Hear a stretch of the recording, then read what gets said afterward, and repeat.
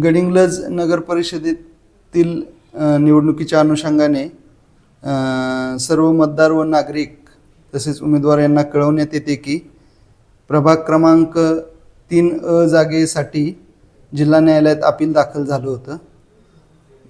त्या अपिलाचा निर्णय 24 तारखेला अपील फेटाळलं, परंतु राज्य निवडणूक आयोगाने 29/11/2025 रोजी काल एक आदेश पारित केला। त्यात आज व्हीसी पण आमची झाली होती। त्यामध्ये ज्या प्रकरणी अपील झालेला आहे त्या प्रकरणी आदेश जर 22 नोव्हेंबर 25 नंतर आले असतील कोर्टाचे, तर त्या प्रकरणी त्या जागेची निवडणूक स्थगित करावी अशा आदेश निर्गमित केलेले आहे।